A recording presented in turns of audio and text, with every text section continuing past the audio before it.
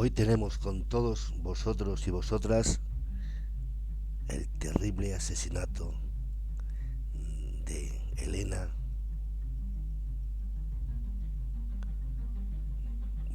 Bujani.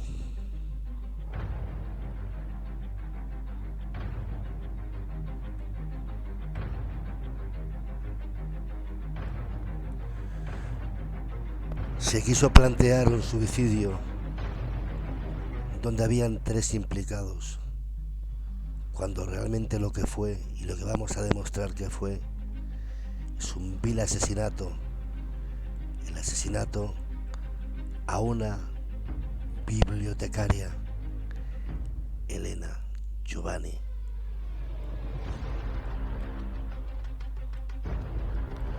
En este caso nos vamos a encontrar con muchas incertidumbres, un caso que nunca llegó a juicio, 3 culpables, 2 hombres y una mosquita muerta que fue detenida, y antes de hablar y de delatar a sus cómplices de este asesinato, prefirió suicidarse en la prisión, y dentro de la prisión de ese suicidio guardó los entresijos de este macabro juego.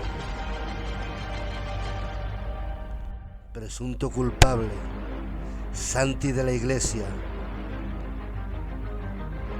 criminólogo, sabía cómo tenía que hacer las cosas y así las hizo.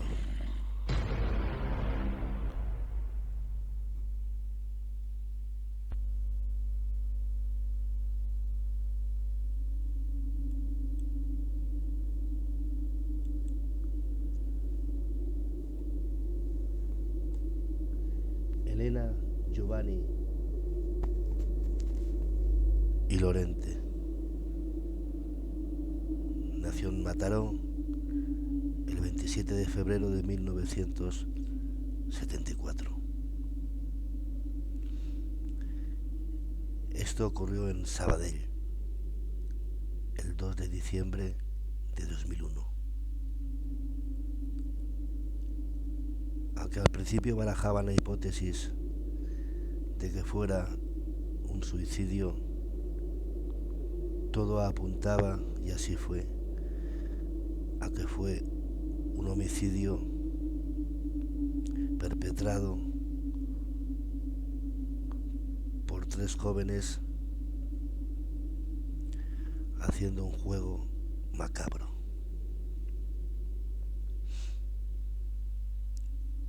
Cometido contra una joven bibliotecaria que contaba con tan solo 27 años y que fue encontrada muerta en Sabadell el 2 de diciembre del 2001, después de ser lanzada al vacío en un patio interior, desnuda y con varias quemaduras en su cuerpo. El caso se sobreseyó y no se llegó a celebrar el juicio. Nunca se llegaron a aclarar totalmente las circunstancias, el móvil ni los autores materiales del asesinato. El proceso sufrió ciertas irregularidades y la única persona acusada por los hechos nunca admitió la autoría y se suicidó mientras estaba en prisión el 23 de marzo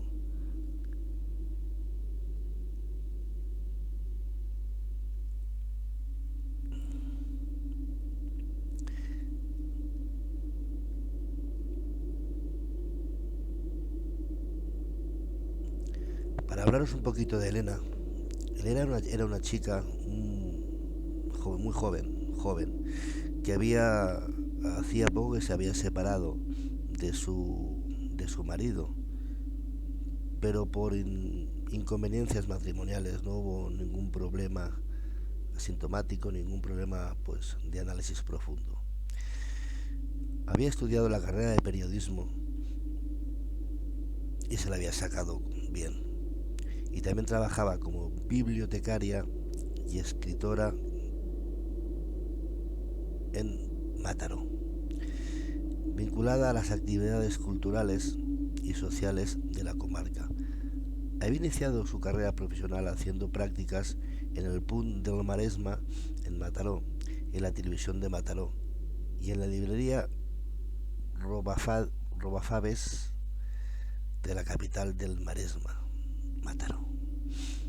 Desde el año 2000 trabajaba como bibliotecaria en Senimenat, donde se encargaba de la sección infantil. A raíz de este nuevo trabajo se fue a vivir sola, y también porque se había separado, como hemos dicho, de su anterior esposo. Se fue a vivir sola a un piso del barrio de la Creu Alta de Sabadell. Desde entonces empezó a colaborar con la sección Naturaleza de la Unión Excursionistas de Sabadell.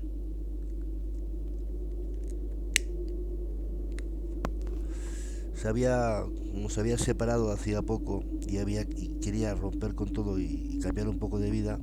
Se fue a Sabadell y se apuntó a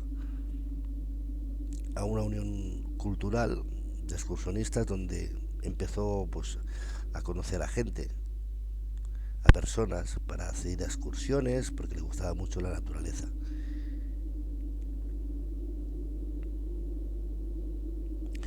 El 17 de septiembre del año 2001, Elena encontró en el portal de su casa una botella de horchata y unos pastelitos con una nota escrita a mano que decía: Elena, sorpresa, pasábamos por aquí y hemos dicho, vamos a ver a Elena, a ver qué se cuenta. Ya te llamaremos. Ah, y a comértelo todo, ¿eh?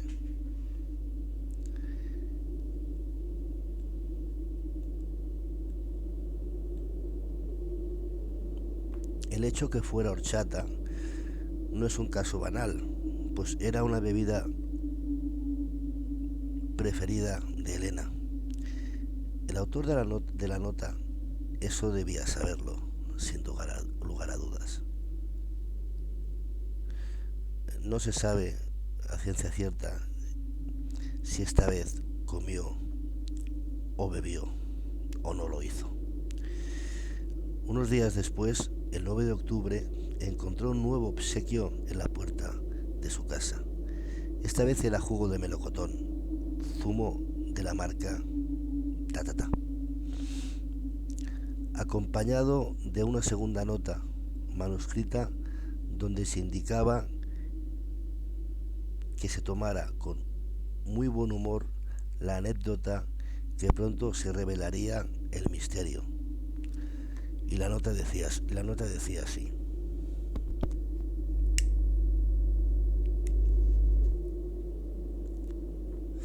Elena, ante todo esperamos que te tomes esto con el mismo sentido de humor que nosotros.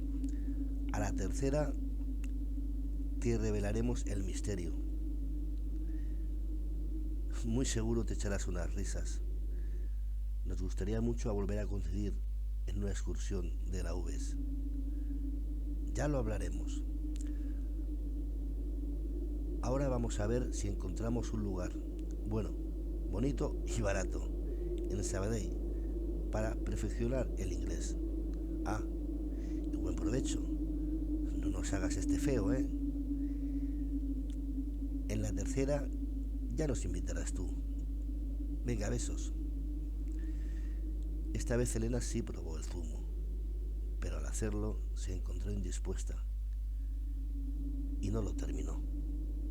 Intrigada por el suceso, encargó un análisis en un laboratorio de Sabadell, donde se pudo detectar que el zumo contenía benzodiazepina, un tipo de somnífero muy fuerte. Elena salió de su casa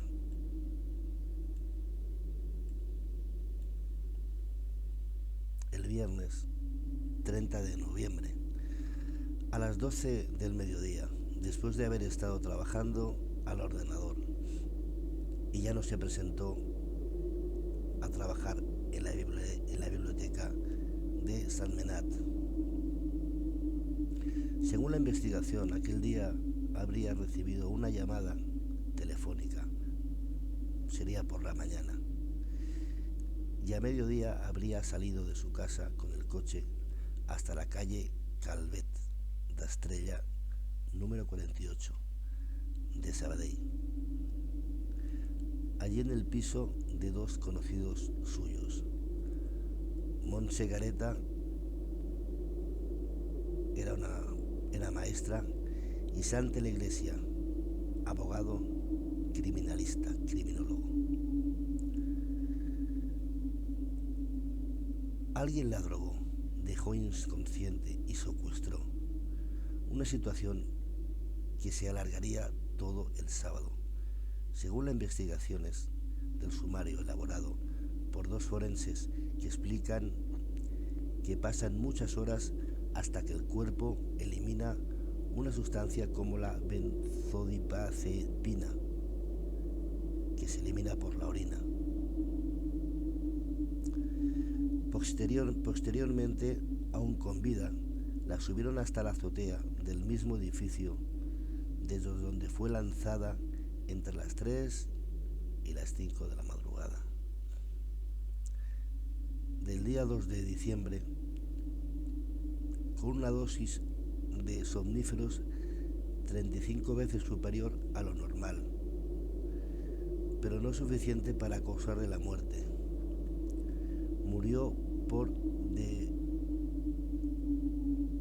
defenestración e impactó contra el suelo tan solo con 27 años. La autopsia confirmó que cuando fue lanzada la víctima se encontraba en estado semicoma. El cuerpo fue hallado chocando contra los tendederos del patio trasero del edificio. En realidad, la finca vecina que daba a la calle Güell y Ferrer, números 91-97. Un vecino encontró el cadáver a las 9 de la mañana del mismo día 2, desnudo, con quemaduras en varios puntos del cuerpo y con la cabeza desfigurada a consecuencia del gran impacto contra el suelo, hecho que imposibilitó la identificación inmediata. Lo que aquí está claro, que queremos dejar claro y evidente, que se elimina totalmente la hipótesis del suicidio, porque una persona sola, en este caso Montse, sola no puede llevar un cuerpo hasta la cornisa del trastero, y luego había un muro de unos metros, empujarla y tirarla. Eso tiene que ser un mínimo de 3 personas.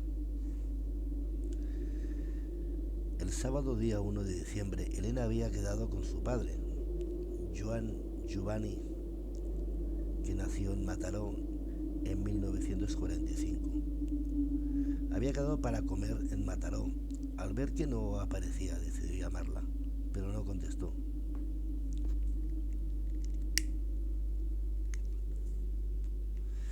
El domingo había quedado con una amiga, tampoco apareció. Su padre, preocupado, se desplazó hasta el piso de Sabadell sin encontrarla. Como era domingo, esperó al lunes para contactar con su lugar de trabajo, donde le informaron de que el viernes no se había presentado a trabajar. Su padre sospechó, empezó a alarmarse, ya que Elena era una chica muy responsable y sin ningún previo aviso nunca hubiera ido a trabajar. A raíz de esto, el padre de Elena denunció la desaparición. Fue gracias a la denuncia que la policía de los Mossos d'Esquadra pudo identificar el cadáver encontrado el día anterior. La causa fue asumida por el juez Manuel Horacio García, del juzgado Juzgado de Instrucción número 3 de Sabadell.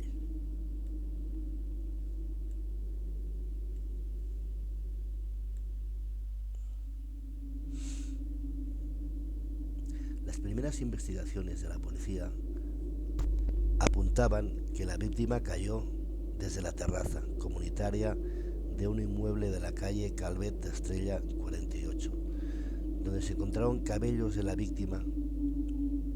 Las ropas de Elena aparecieron plegadas en la terraza. Las quemaduras fueron provocadas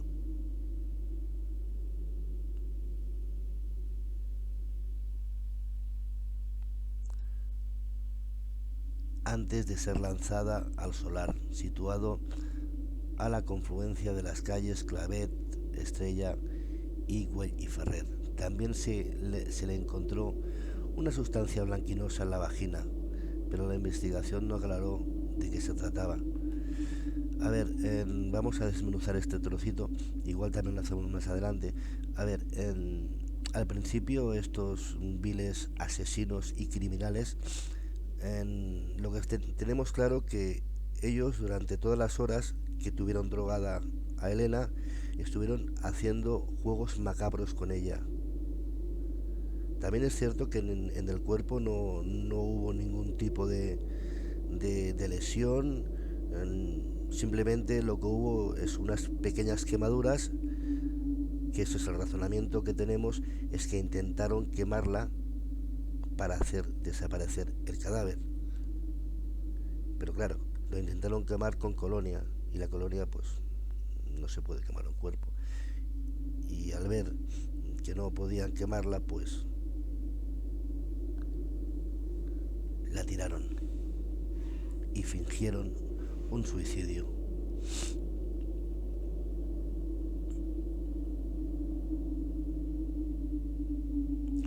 Y lo de la sustancia blanquinosa, evidentemente, aunque aquí ponga que y digan, aunque pongan el sumario y diga el sumario que no aclaró de qué se trataba, obviamente estamos convencidos que se trata de semen en el cual fue penetrada varias veces.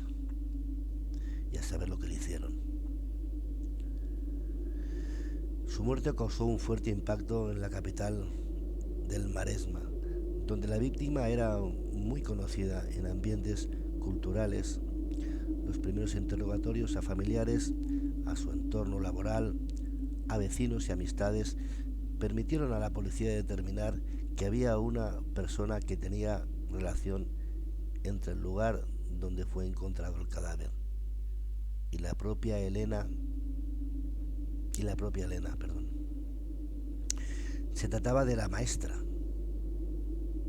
de Montserrat Careta y Herrera, que tenía el domicilio en la misma calle Calvet de Estrella, concretamente el inmueble de la terraza del cual fue presuntamente, y yo no diría presuntamente, yo diría y digo categóricamente, sin ningún género de dudas, que fue lanzada la víctima.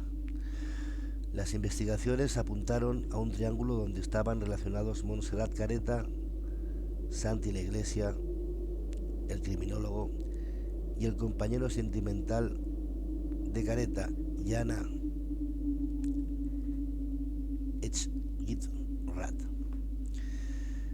Monse era una chica que estaba muy obsesionada con este hombre. Para mí, completamente seguro, el que pensó el juego macabro, el que manipuló para el asesinato de Elena, fue la pareja sentimental de Montse Careta, Santi de la Iglesia.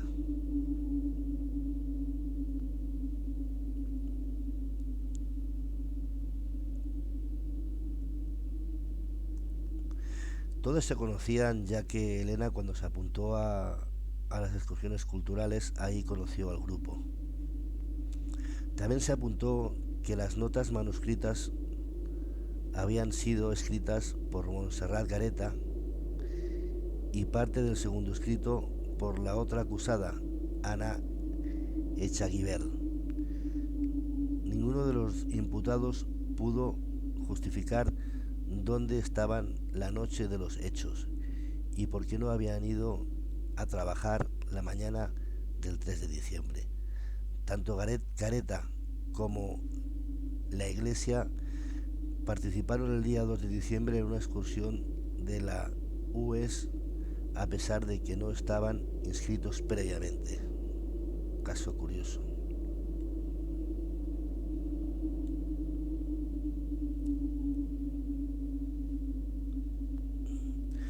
El 12 de febrero del 2002, un año después, Gareta fue detenida como presunta autora del crimen. Fue enviada a prisión preventiva sin fianza, en la prisión de Bad-Ras de Barcelona, justamente en Pueblo Nuevo.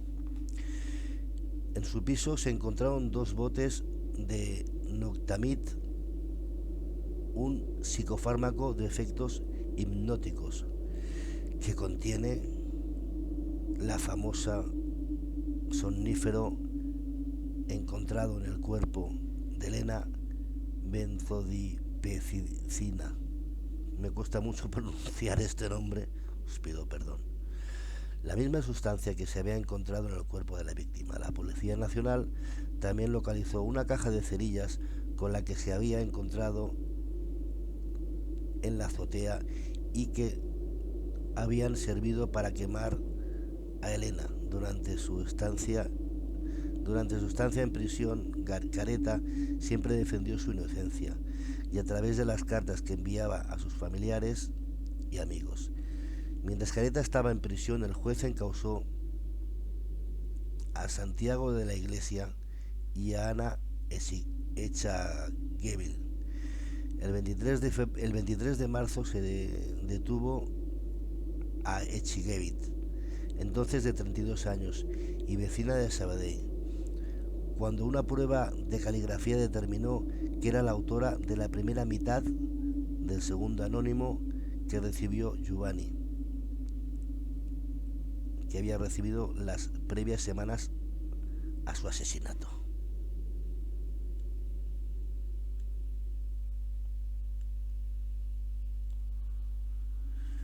El 7 de mayo del 2002 se levantó el secreto del sumario y los familiares de Elena, Giovanni, hicieron una rueda de prensa el 3 de octubre, donde el abogado de la familia, Pep Manté, informó de una posible hipótesis de homicidio atribuible a un juego de rol, que eso es lo que sucedió. También se habla de que habían hecho un vídeo de Sky Movies. Se baraja esa hipótesis, aunque no se encontró nunca la cinta. El representante legal de la familia sostuvo que en ningún caso la joven sospechó que formaba parte de un juego macabro que desembocaría en su propia muerte. Afirmó que Giovanni, Elena, había comentado que recibía anónimos, pero que no estaba asustada, solo intrigada e interesada. La investigación continúa abierta para determinar los hechos ocurridos entre las 12 del mediodía del 30 de noviembre y las 9 de la mañana del 2 de diciembre, cuando fue encontrado el cadáver. También mencionó que la Iglesia, que podía ser considerado coautor material del asesinato de Elena. No consta en ninguno de las casi 1000 hojas de sumario, no constaba. El abogado de la Iglesia, Joaquim Escudé, declaró: vete a saber si sabremos alguna vez lo que pasó. Vamos, menudo letrado, macho. Impresionante.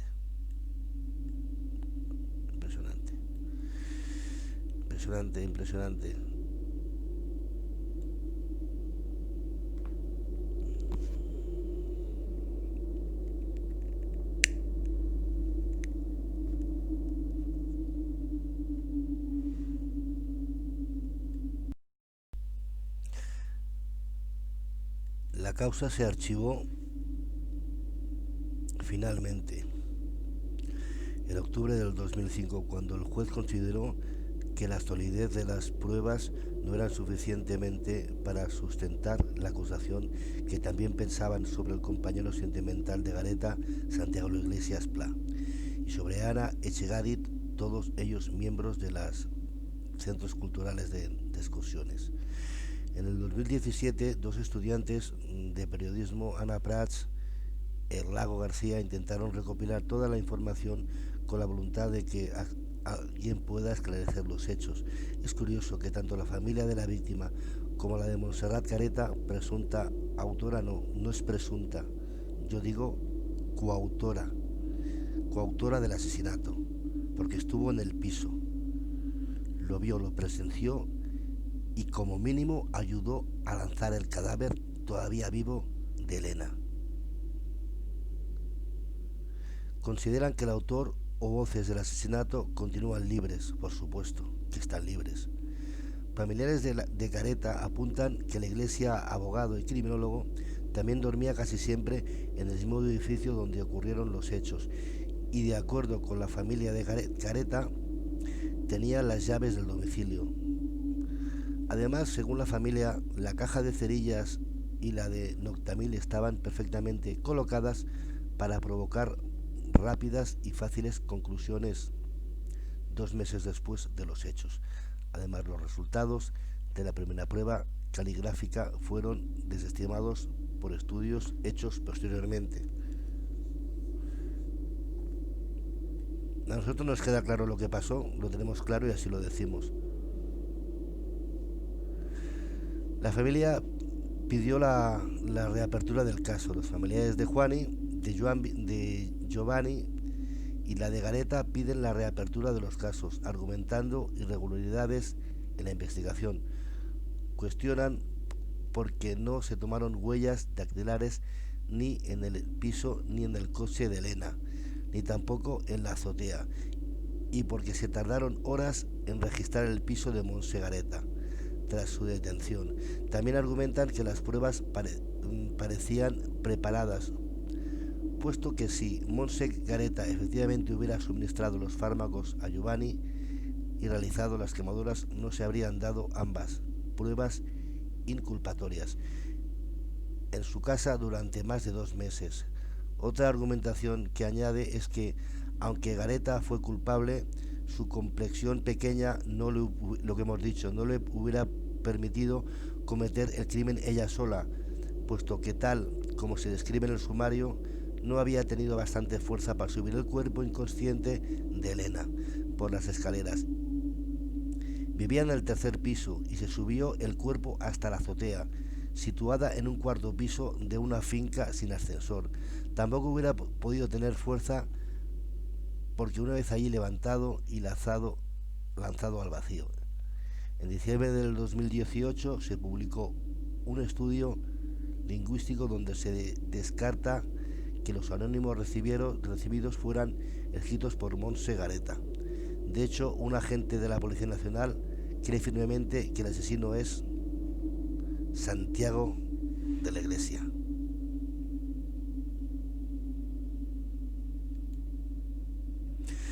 Bueno, nosotros tenemos claro, tan como el señor Policía Nacional, con las explicaciones que hemos hecho y llevamos mucho tiempo investigando el caso, que está claro que aquí el gran manipulador, el gran asesino criminal, aparte de criminólogo, es sin duda de la Iglesia. Estoy convencido de que Montse Gareta, como hemos dicho anteriormente, Mosquita Muerta, aparte de Mosquita Muerta, era una chica muy obsesionada con esta persona, con este asesino, el señor Santi de la Iglesia, y prefirió no delatarlo, y prefirió asesinarse a sí misma, suicidarse por no delatar. Estamos convencidos de que ella no mató, pero sí disfrutó de ese juego que tenía entre los tres. Estamos convencidos, y que ayudó a Santi de la Iglesia a tirar el cuerpo y fingir un suicidio. Esto fue pensado por los tres, las 2 chicas y el líder, por así llamarlo, de este macabro asesinato. Fue pensado llevar las cartas escritas por las chicas. Esto empezó como un juego. Para ellos era un juego, ¿vale? Era un juego.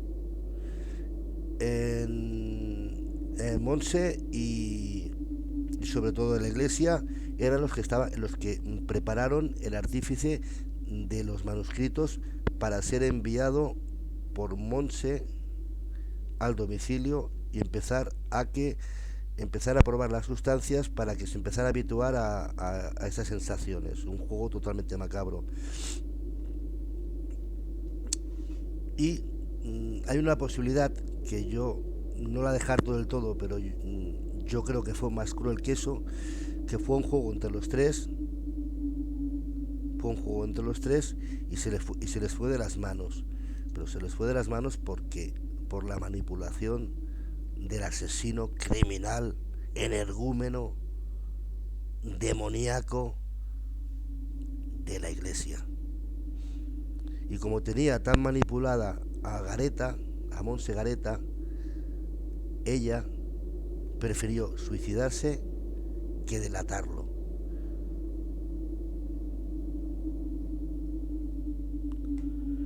Y así ha sido el caso. Espero que os haya gustado, espero que os suscribáis a mi canal, que le deis muchos likes, eso me va a hacer mucha fuerza para seguir editar más vídeos, más casos y seguir haciendo investigaciones. Reitero las gracias, este caso ha sido bastante acogedor, bueno, acogedor más bien no, desacogedor diría yo, bastante duro. Y bueno, hasta la próxima y nuestras confianzas están con vosotros.